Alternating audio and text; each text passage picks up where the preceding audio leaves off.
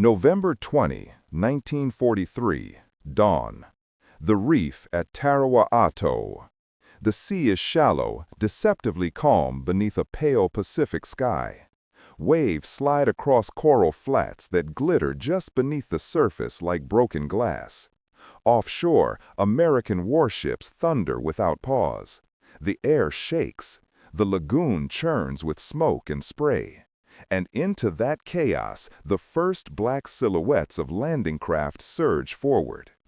Then they stop. The water betrays them. Boats grind against the reef and stall hundreds of yards from shore. Ramps drop anyway. Marines step into the lagoon and disappear to the chest under the weight of their gear. Machine gun fire lashes the water instantly. Coral splinters. Men stumble. Some do not rise again. From inside concrete bunkers lining the beach, Japanese officers watch through periscopes and firing slits. They see the Americans struggling forward through open water, wounded and exposed. Waves carry bodies back toward the reef. By every doctrine they trust, this assault should already be broken. But the line does not turn back. It keeps moving. And as the first Marines reach the sand beneath the guns, something quietly shatters inside the defenders' certainty. The Americans are still coming. By the autumn of 1943, the Pacific War had already consumed 2 years of relentless momentum, bloodshed, and adaptation. What began as a Japanese offensive empire stretching from Pearl Harbor to the Philippines had stalled under the growing weight of American industrial power. Aircraft carriers replaced battleships as the measure of naval dominance. Airfields carved into jungle islands became the new front line of modern war. But the Imperial Japanese Army and Navy still believed in one unshakable truth. The beaches could be made unbreakable. Japan's defensive doctrine in the Pacific did not rely on maneuver. It relied on annihilation at the shoreline. The strategy was direct and merciless. Allow the enemy to land into a carefully engineered killing zone, then destroy him there before he could expand inland. Every inch of sand was to be mapped by interlocking fields of fire. Every approach was to be covered by machine guns, mortars, and artillery hidden behind concrete and coral. There would be no retreat. There would be no surrender. The defenders were taught that death itself was a weapon. Delay was more valuable than survival.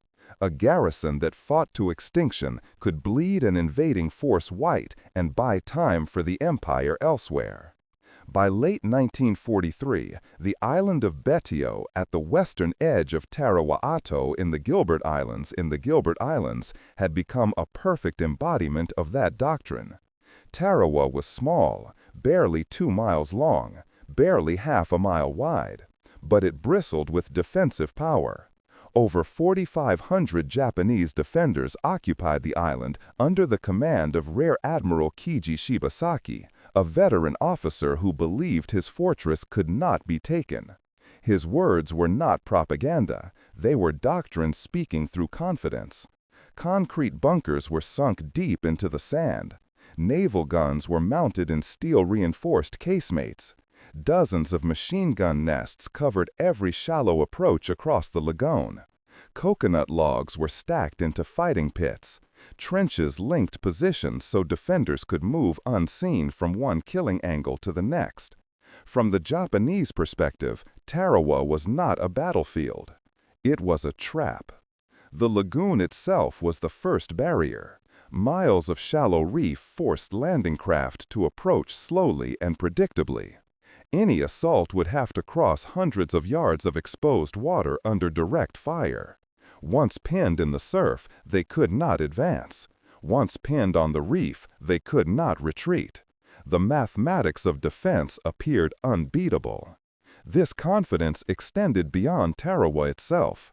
Across the Central Pacific, Japan had constructed a chain of island fortresses based on the same principle: attrition at the shoreline. Wake Island, Kwajalein, Peleliu, Iwo Jima, Okinawa. Each would later bear the same logic in different terrain. The enemy would be destroyed before he reached the heart of the island. From Tokyo to frontline bunkers, Japanese commanders believed the Americans did not possess the psychological endurance to survive what was coming. They believed the U.S. soldier depended too heavily on machinery, comfort, and massed firepower. Faced with appalling casualties in open water, they expected the assault to break. This belief was not arrogance alone. It was shaped by earlier battles. At Guadalcanal in 1942, Japanese troops had witnessed the limits of American endurance in brutal jungle fighting. The U.S. had won, but at shocking cost. Japanese commanders interpreted those casualties not as proof of American resolve, but as evidence that such losses could still restrain future operations. By late 1943, Japan intended to prove that amphibious invasion was unsustainable as a strategy. Meanwhile, across the Pacific, America was preparing to test that belief with industrial force unseen in human history. The United States Marine Corps had been transformed into a specialized assault arm built for nothing but forced landings. Naval gunfire coordination had been refined. Carrier aviation had matured. Amphibious doctrine was being rewritten with every island seized. And behind it all stood American production, ships, shells, aircraft, and trained men arriving in volumes Japan could no longer match. Tarawa was selected not because it was easy. It was selected because it was impossible. U.S. planners knew it would be a bloodbath. They knew the lagoon was shallow. They knew the cutters might stall. They knew the beach was narrow and heavily fortified. And yet, Tarawa was necessary. It guarded the approach to the Marshall Islands. It opened the door to the Central Pacific. Without it, the entire thrust toward Japan would slow to a crawl. Thus, the Marines were ordered in. The Japanese waited with confidence, and neither side yet understood the psychological consequence that would ripple out from what was about to happen on that reef. Across the Pacific, as Japanese engineers poured steel and concrete into island fortresses like Tarawa, the United States was building something far larger than any single weapon. It was building a system of war. After the shock of Pearl Harbor, American strategy shifted from reaction to design. The Navy, the Marine Corps, and the Army Air Forces were reorganized into a single integrated machine built for one purpose: to cross oceans, seize fortified shores, and sustain combat thousands of miles from home. At the center of that system stood amphibious warfare. Before the war, no nation had mastered it completely. Landing troops on a hostile shore against prepared defenses had always been one of the most complex operations in military history. It required precise coordination between ships, aircraft, ground forces, logistics, and intelligence.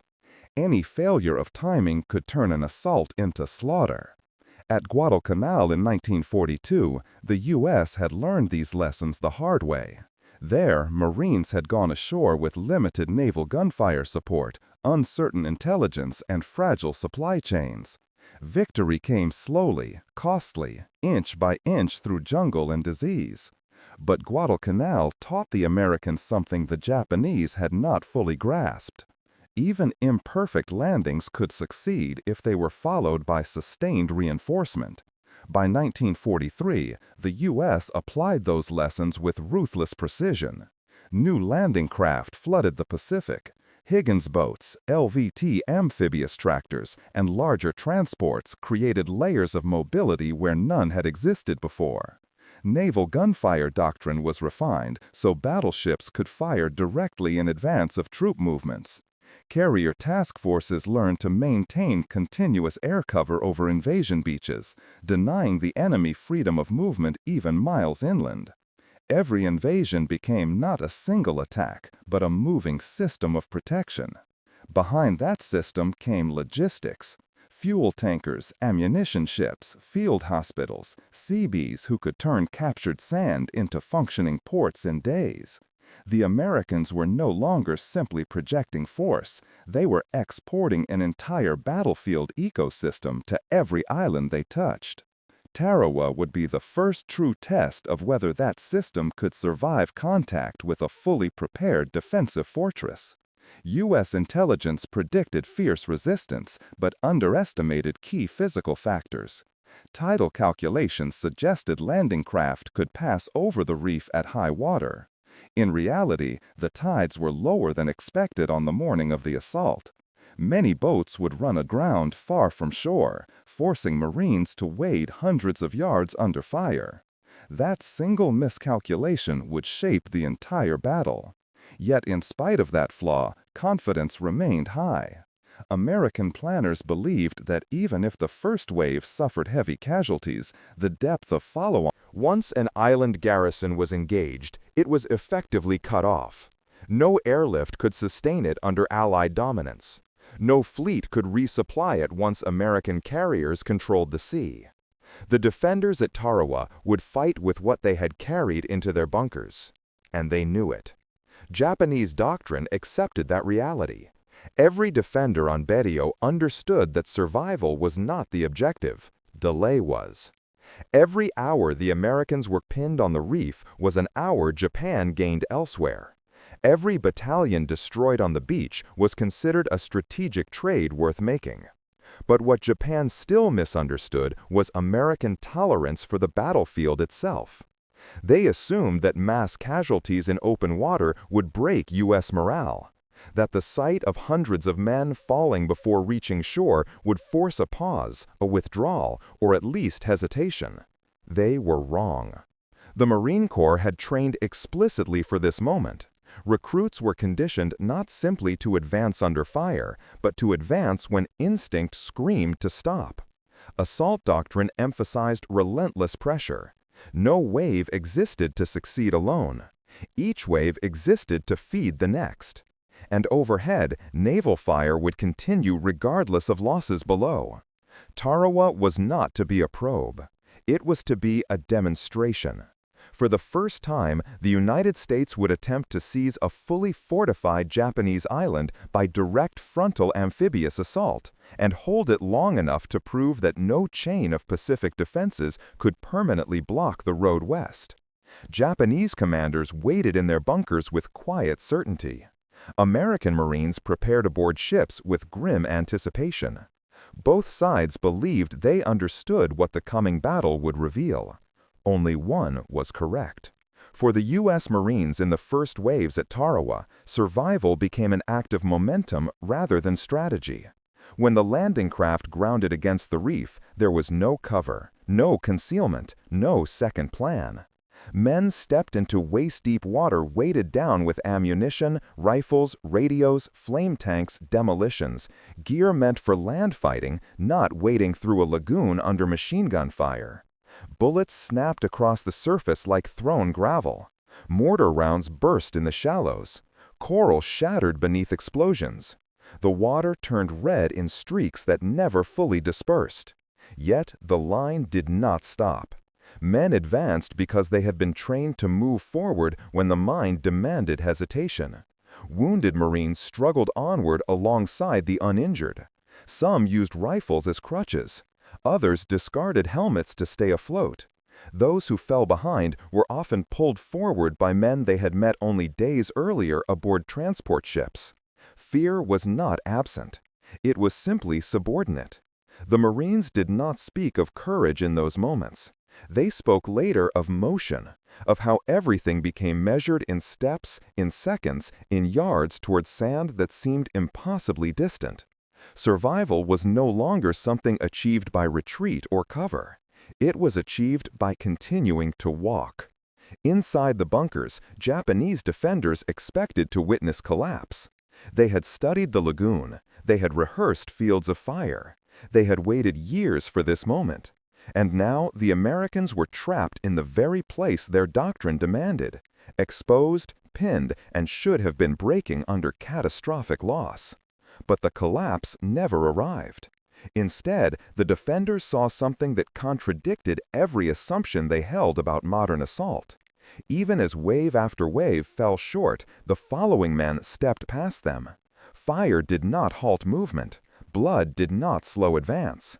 The water itself became a dashboard of pressure that did not recede. For many Japanese riflemen, the shock did not come from American firepower. It came from American continuity. They had prepared to annihilate a single force. They had not prepared for an endless one.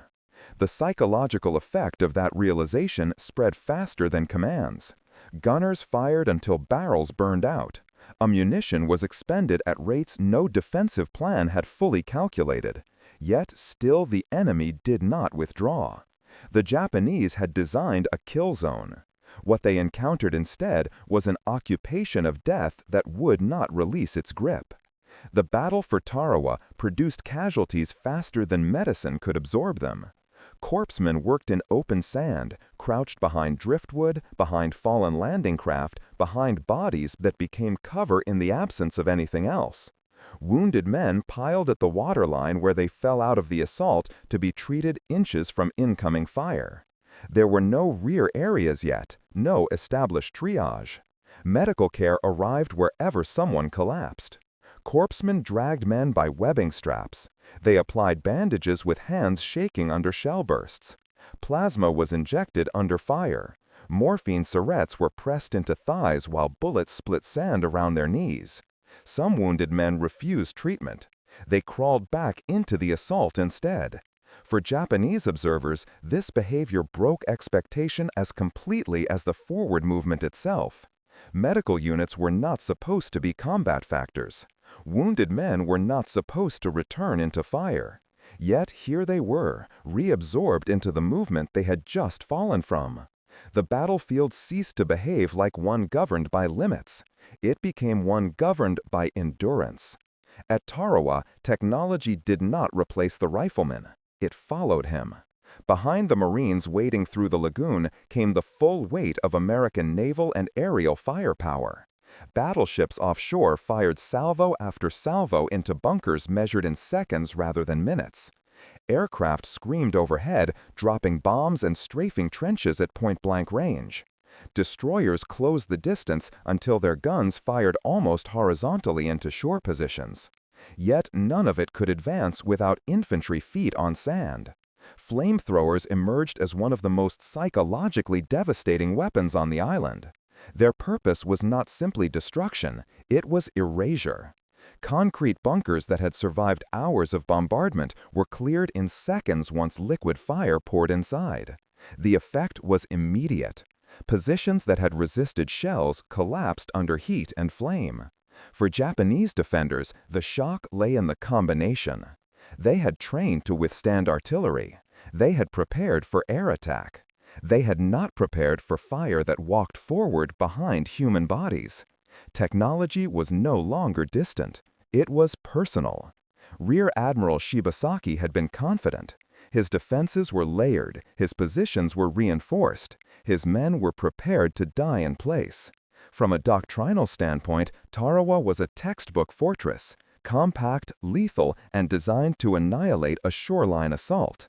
And yet, by the end of the first day, that doctrine was unraveling. Communications broke down under naval bombardment. Some units fought on without contact to higher command. Others were flanked without warning by Marines advancing through wrecked trench networks. Reserves that had been positioned for counterattacks were erased by airstrikes before they ever moved. Japanese command structures depended on cohesion. At Tarawa, cohesion shattered. Orders arrived late. Platoons fought in isolation. Officers were killed at a rate that made coordinated control nearly impossible. The defenders discovered that doctrine could not compensate for a battlefield that shifted faster than command could react. By nightfall, Shibasaki himself would be killed. The fortress lost not only its physical defense, it lost its voice. At Tarawa, survival itself became a form of attack. Japanese doctrine framed endurance as something the defender owned. The attacker was expected to exhaust himself against prepared positions. But what unfolded inverted that expectation entirely. The Americans did not collapse under catastrophic losses. They absorbed them. Every casualty removed a man from the fighting, but it did not remove momentum from the assault. The refusal to break became a weapon that exerted pressure even where no firepower reached. For the Japanese infantrymen in a bunker, the moment of terror was no longer when shells landed. It was when the assault kept coming after they believed it had already failed. By the second day, many defenders no longer spoke of victory. They spoke of inevitability. The Americans were not winning because they were unafraid. They were winning because they would not stop. And that realization, more than bombs or bullets, began to hollow out the inner core of Japan's island defense doctrine. November 20, 1943, afternoon, Bidio Island, Tarawa. By mid-afternoon, the lagoon in front of Bidio had become a graveyard of stalled landing craft, floating debris, and the bodies of men who had not reached the beach. Smoke hung low over the water. The reef was still choked with Marines caught in transit between destruction and survival. Yet on the beach itself, something unthinkable had begun to happen. Small, broken clusters of American Marines were holding ground. They did not hold it as a continuous line. There was no front in any traditional sense. Instead, the beach existed as a series of isolated pockets. 10 yards here, 20 yards there, each defended by exhausted men firing from shell holes, wrecked boats, and the shadows of shattered seawalls. Japanese gunfire still dominated most of the shoreline. Machine guns raked the sand at chest height. Mortars fell with mechanical precision. The defenders believed the Americans could be contained here, crushed slowly, methodically. Then the tanks arrived. Several amphibious tractors, LVTs, had managed to reach the beach intact. Their appearance was sudden and violent. Machine guns mounted on their hulls opened fire directly into Japanese trench lines. Their treads crushed through wire and sand berms that infantry alone could not breach. For the first time that day, Marines had moving armor beside them on dry ground. The psychological balance shifted immediately. With armor absorbing fire that had been tearing apart infantry, the Marines surged forward yard by yard. Flamethrower teams moved with the tanks. Riflemen followed in their wake. Bunkers that had dominated the shoreline for hours were suddenly assaulted from multiple angles at once. Fire from the front, fire from above, fire from the sides. Inside the Japanese defensive network, control began to fail. Positions that had been linked by interlocking fire were reduced to isolated points of resistance. Machine gun crews that had fired without interruption since dawn now found themselves cut off. Ammunition dwindled rapidly. Survivors communicated by hand signals as radios vanished under bombardment. By late afternoon, the Americans had achieved something the Japanese command had believed structurally impossible. They had established a continuous foothold on Bidio. Not a victory yet, not a secure perimeter, but a presence that could not be erased with single counterblows. During the night of November 20, Japanese forces attempted desperate counterattacks. Small groups surged out of trenches in suicidal charges. Grenades exploded among sleeping Marines. Hand-to-hand fighting erupted repeatedly in shell holes and firing pits. The battlefield dissolved into a series of violent flashes, muzzles, blades, screams, impacts, followed by silence. By dawn of November 21, the island was no longer a fortress. It was a battlefield under American pressure from multiple directions. Japanese defenders still fought with fierce resolve. Individual bunkers had to be destroyed meter by meter. Flamethrowers were used until fuel ran out. Demolition charges collapsed concrete that had resisted hours of shelling. Casualties on both sides remained appalling. Yet the question had already shifted. It was no longer whether the Americans could be stopped at the waterline. It was whether the remaining defenders could slow what was now clearly inevitable. The Japanese commanders watching from dwindling observation points saw something that deeply unsettled everything they had been taught to trust. The attackers were not pausing to regroup after killing fields. They were adapting in motion, learning between explosions, solving each new defensive layer even as casualties mounted. The American assault had not shattered against the reef. It had flowed over it. By the afternoon of the second day, resistance on Balio was collapsing into scattered pockets. No unified line remained. The defenders were being hunted through trenches and bunkers like shadows beneath broken concrete. For the Japanese High Command, the meaning traveled faster than any official report. The beach defense doctrine had failed, and something far more dangerous had taken its place. The Americans had proven that they could survive an assault that should have annihilated them. November 21 through 23, 1943, the collapse of Balio's defensive core. By the morning of November 21, the battle for Tarawa had crossed a threshold the Japanese command could no longer reverse. What remained on Balio was no longer a cohesive fortress. It was a patchwork of shrinking resistance pockets surrounded by advancing Marines. The Americans moved with a grim precision born of necessity. Every meter forward came at a cost. Every bunker was a separate battle. The Japanese defenders fought without thought of withdrawal, emerging from hidden firing slits and underground chambers in sudden bursts of violence.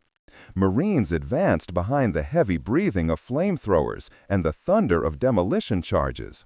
Liquid fire was forced into ventilation shafts. Satchel charges collapsed ceilings. Concrete that had endured hours of naval bombardment failed under point-blank assault. The fighting was intimate and relentless. A Marine might clear one position, take 10 steps, and be under fire again from a bunker he had not seen. Japanese defenders waited until the last possible second to reveal themselves. Grenades were thrown from openings invisible until they flared. Snipers fired from palm trees and rubble piles left by earlier bombardment. The island was so small that there was no depth to fall back into. There was only forward. Japanese command control had ceased to function in any meaningful way. Communications lines were gone. Officers fought as riflemen. Units operated as fragments, bound together not by orders, but by proximity and shared fatalism. Rear Admiral Shibasaki had already been killed in the first day's fighting. With his death, the illusion of coordinated island defense died with him. Yet resistance did not fade with command. It intensified at the ground level. On the western end of the island, Marine units encountered the densest network of interlocking bunkers still intact. These positions commanded narrow killing zones and were shielded by overlapping trenches. Marines attacked in small fire teams, moving in disciplined bounds, one element firing while the other advanced by inches. Flamethrowers exposed defenders who had survived days without water or relief. Demolition sealed entire fighting chambers in thunderous collapse. By nightfall on November 21, only isolated clusters of Japanese resistance remained. And then came the final counterattack. In the early hours before dawn on November 22nd, remnants of the Japanese garrison gathered for one last assault. Hundreds of defenders, many wounded, many half-armed, charged into the American lines in a massed attack born not of strategy but of annihilation. They surged through smoke and darkness, screaming, firing, throwing themselves into positions already bristling with American firepower. For a few terrifying minutes, the forward Marine positions were nearly overrun. But the Americans held. Machine guns tore into the attack. Rifles fired until barrels glowed. Flares lit the beach in harsh white arcs. The charge disintegrated under concentrated fire. What remained scattered into the ruins from which it had come. By sunrise, organized Japanese resistance on Badio had effectively ended. Scattered snipers and small groups continued to fight for another day, emerging from rubble to fire single shots before being hunted down. But the fortress had been broken. The killing zone had failed in its purpose. The attackers now controlled the ground that had been designed solely for their destruction. The final casualty numbers stunned both sides. Of the more than 4,500 Japanese defenders, only a handful, mostly Korean laborers, were taken alive. The rest were dead. The garrison had fought almost to total extinction. Of the approximately 18,000 U.S. Marines who took part in the operation, over 1,000 were killed and more than 2,000 wounded in just 76 hours of fighting. It was one of the bloodiest battles in Marine Corps history when measured by time and terrain. For the Japanese High Command, Tarawa shattered a cornerstone belief. They had built a perfect shoreline defense. They had enjoyed every theoretical advantage: terrain, fortification, preparation, kill zones. And still, the Americans had broken through. The shock that followed was not limited to Tarawa. Across the Central Pacific, commanders began reassessing assumptions that had once seemed absolute. The belief that an amphibious assault could be annihilated at the waterline no longer held. The enemy had shown a different kind of power, one that did not rely on speed alone or fire alone, but on the ability to endure catastrophic loss without breaking cohesion. For the Marines who walked among the ruins after the fighting ended, victory carried no triumph, only silence. They stood on ground gained inch by inch among shattered bunkers, burned palm trees, and bodies that had not yet been buried. The island was secure, but the meaning of what had happened traveled far beyond its narrow strip of sand. On Tarawa, the Japanese had learned that killing Americans in great numbers was no longer enough. The assault would continue anyway. Late November-December 1943, the battlefield after the storm. When the last shots faded on Badio, silence returned in broken fragments.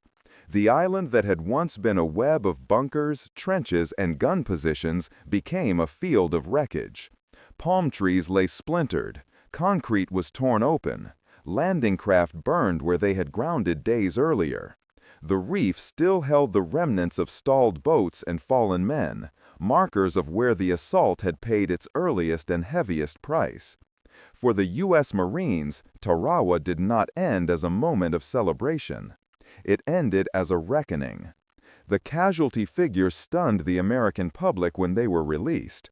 More than 3,000 casualties in just 3 days on a strip of land barely 2 miles long forced an immediate reassessment of amphibious assault doctrine.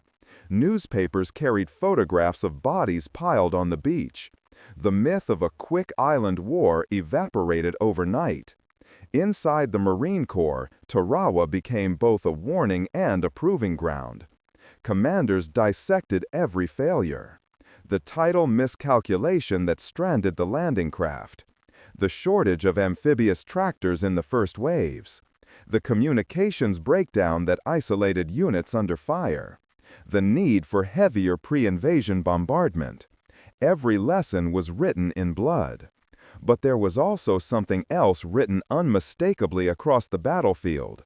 Proof that the assault could succeed, even under catastrophic conditions. For the Japanese High Command, the aftermath struck with equal force.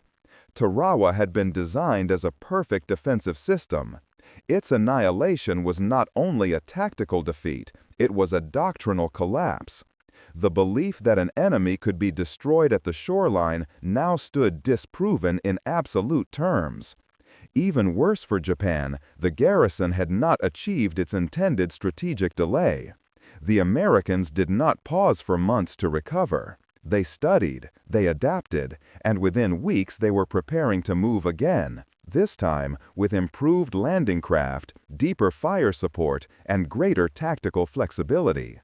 The survivors among Japanese planners understood the meaning clearly. If a fully prepared fortress could be overrun in 76 hours, then no outer island defense line could hold indefinitely. At the tactical level, American methods changed immediately. Amphibious tractors were reassigned as first-wave vehicles, not optional support. Pre-invasion bombardments would be extended and intensified. Shoreline obstacles were to be obliterated before infantry ever approached. Marine air coordination tightened. Naval gunfire spotting became standard. Tarawa became the blueprint for how not to repeat a bloodbath, and how to ensure the next island would fall faster. For the Marines who survived, the aftermath was personal. Many were evacuated with wounds that would shape the rest of their lives. Others returned to their units within weeks and moved forward into the Marshalls and the Marianas. The memory of Tarawa traveled with them, not as fear, but as clarity. They now knew what survival under full defensive fire truly meant. They now knew what the Pacific War demanded. For the Japanese soldier who had fought on BDO, there were almost no survivors to carry memory forward. The garrison had followed doctrine to its final logical conclusion, extinction in place. The island remained under American control not because Japan had retreated, but because Japan had ceased to exist there. Tarawa taught both sides the same brutal truth. In the Pacific War, survival itself had become strategic power, and that realization was about to reshape every beach that followed. 1944 to 1945, how Tarawa reshaped the Pacific War.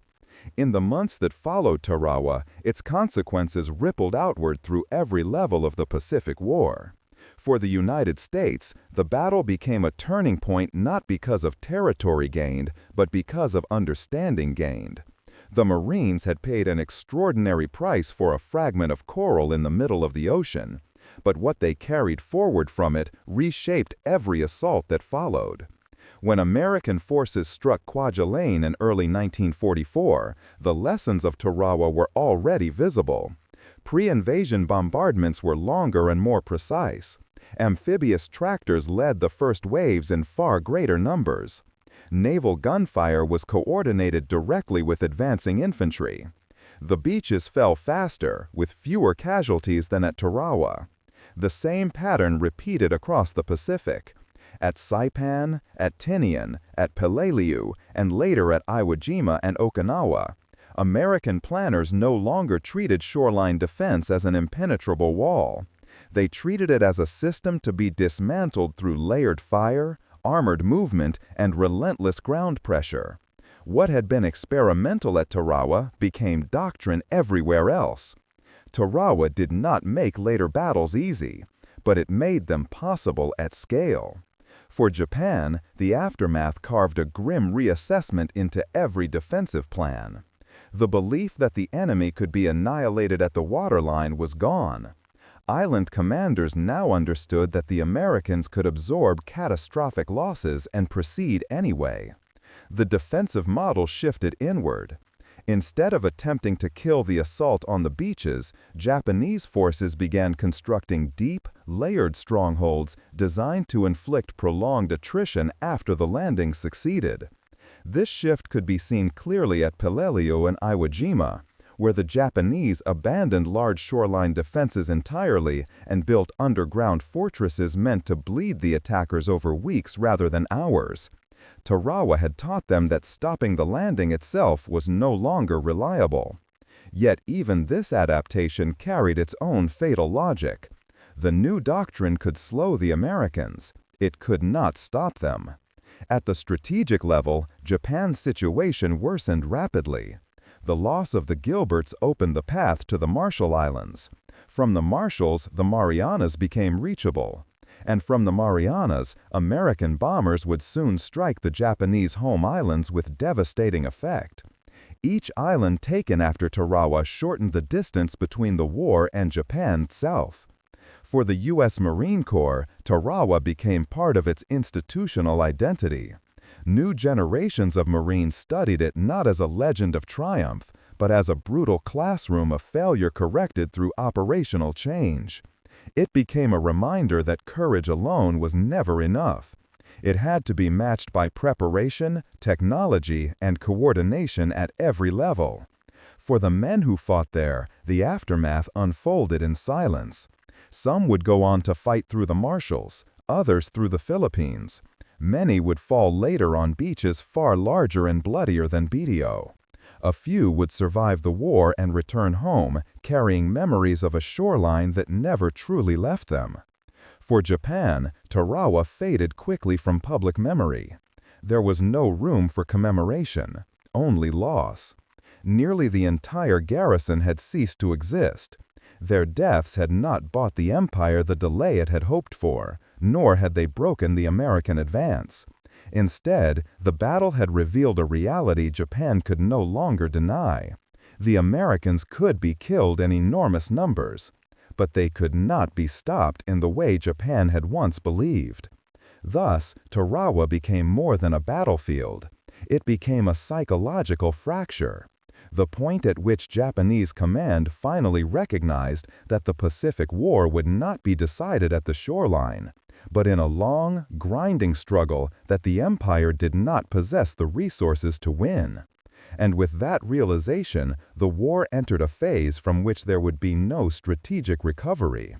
Tarawa did not become famous because it was large. It became unforgettable because it was unforgiving. On a strip of coral so small it could be crossed in minutes, two worldviews collided at full force. One believed the shoreline could be parned into final certainty.